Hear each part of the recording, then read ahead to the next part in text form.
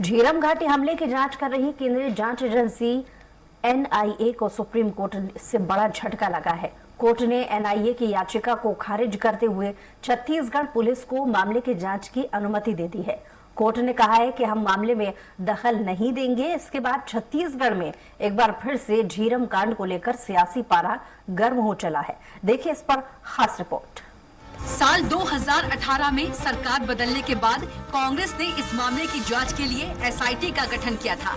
इसके साथ ही राज्य पुलिस ने एनआईए से झीरम मामले के दस्तावेज मांगे थे, लेकिन जांच एजेंसी ने दस्तावेज देने से मना कर दिया था और उसके बाद कोर्ट में छत्तीसगढ़ पुलिस की जांच के आदेश को चुनौती दी थी।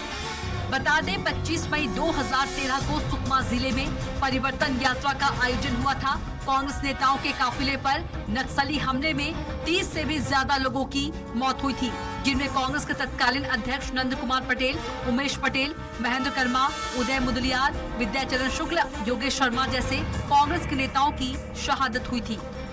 सुप्रीम कोर्ट के फैसले पर सीएम भूपेश बघेल ने मीडिया एक्स पर पोस्ट किया कि झीरम कांड पर माननीय सुप्रीम कोर्ट का आज का फैसला छत्तीसगढ़ के लिए न्याय का दरवाजा खोलने जैसा है।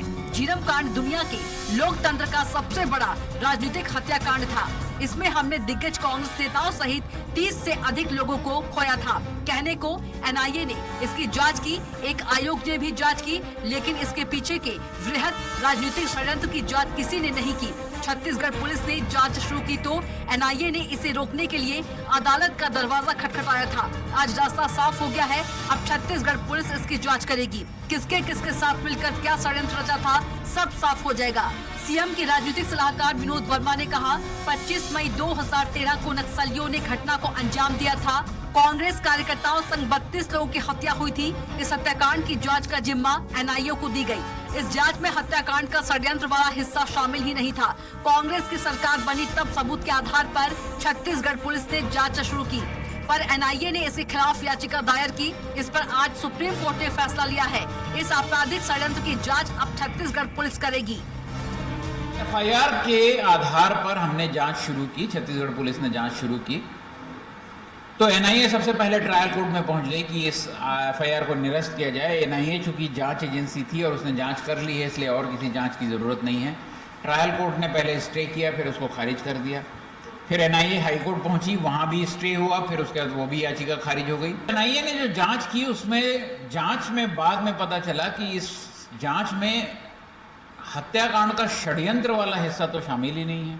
एनआईए की जांच में वो शामिल ही नहीं था कि हत्याकांड का षड्यंत्र किसने रचा। सुप्रीम कोर्ट की चीफ जस्टिस साहब की बेंच ने एनआईए की उस अपील को खारिज कर दिया है जिसमें छत्तीसगढ़ पुलिस के द्वारा झीरम मामले के वृहद षड्यंत्र की जांच की एफआईआर दर्ज की गई थी। एनआईए का कहना था कि चूंकि पहले मामले की जांच हमने की है, इसलिए छत्तीसगढ़ पुलिस इस जांच को नहीं कर सकती। छत्तीसगढ़ सरकार और जो कंप्लेनेंट है जितेंद्र मुदलियार, उनका ये कहना था कि इस मामले में वृहद षड्यंत्र की जांच एनआईए ने जानबूझकर नहीं की है, इसलिए पुनः उसे जांच सौंपने का अर्थ नहीं होता। केंद्र की भाजपा सरकार आखिर किसे बचाने की कोशिश कर रही है? कौन है इस षड्यंत्र के पीछे? पहला चालान 2014 में पेश हुआ। 2 चालान में गणपति और रमन्ना का जिक्र नहीं है, जबकि ये झीरम कांड के सबसे बड़े आरोपी थे। एनआईए ने ये नाम किसके कहने पर हटाया? दिसंबर 2016 में बीजेपी सरकार ने सीबीआई जांच के लिए केंद्र सरकार को पत्र भेजा था। 2018 के चुनाव हो गए, तब भी सीबीआई जांच पर पूर्व सरकार चुप रही। सीबीआई ने इस मामले में जांच से मना किया था, जिसे तत्कालीन मुख्यमंत्री डॉक्टर रमन सिंह ने छुपाया था। विनोद वर्मा ने सवाल दागते हुए कहा, अब जो फैसला सुप्रीम कोर्ट का आया, इससे छत्तीसगढ़ पुलिस तो मामले की जांच करेगी, पर षड्यंत्र किसने रचा? रमन सिंह ने किसके कहने पर सीबीआई जांच की बात छुपाई? धर्मलाल कौशिक क्यों कार्रवाई के विरुद्ध कोर्ट गए? जानिए किसने क्या कहा। यही भूपेश बघेल है जो जब विपक्ष में थे तो कहते थे कि सबूत मेरे जेब में है। संस्था कौन सी जांच कर रही है ये महत्वपूर्ण नहीं है। महत्वपूर्ण ये है कि आपकी भूमिका क्या थी। आपने उस जो जांच कर रही संस्था को वो सबूत दिया था कि नहीं दिया था, ये महत्वपूर्ण है।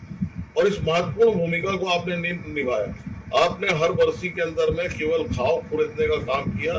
ये दुर्भाग्यजनक है, पीड़ाजनक है। सर्वोच्च न्यायालय का फैसला आया है। अब भूपेश बघेल जी जो लगातार कहते थे झीरम का सच मेरे जेब में है, पता नहीं अब तक किसे बचाने के लिए वो जेब में छुपा था। मुझे लगता है कि अब वो जेब से बाहर निकलेगा। लगातार झीरम घाटी जांच को प्रभावित करने का षड्यंत्र चला जा रहा था। भाजपा जब सरकार में थी तो इस जांच को प्रभावित किया और कांग्रेस की सरकार बनने के बाद जब इस जांच में न्यायिक जांच आयोग का गठन किया गया, उसमें बिंदु नए जोड़े गए तो भाजपा नेता कौन क्या था, जांच को रुकवाए थे। एनआईए ने फाइल नहीं दिया था। आज माननीय सर्वोच्च न्यायालय के फैसले के बाद पीड़ित पक्ष को न्याय मिलेगा और झीरम घाटी कांड के जो षड्यंत्रकारी हैं वो सलाखों के पीछे जाएंगे और झीरम घाटी कांड की काली सच्चाई जनता के बीच जगह। बहरहाल राजनीतिक आरोप प्रत्यारोप के बीच झीरम कांड को 10 साल से अधिक समय बीत गया है। सवाल ये है कि कब तक इसके कथित राजनीतिक षड्यंत्र का पर्दाफाश होगा और क्या अब न्याय की राह देख रहे झीरम कांड में अपनों को खोने वाले परिजनों को न्याय मिल पाएगा। स्वराज एक्सप्रेस के लिए रायपुर से दिलीप साहू की रिपोर्ट। और इसी के साथ बुलेटिन में इतना ही। कुछ और खबरों के लिए देखते रहिए स्वराज एक्सप्रेस।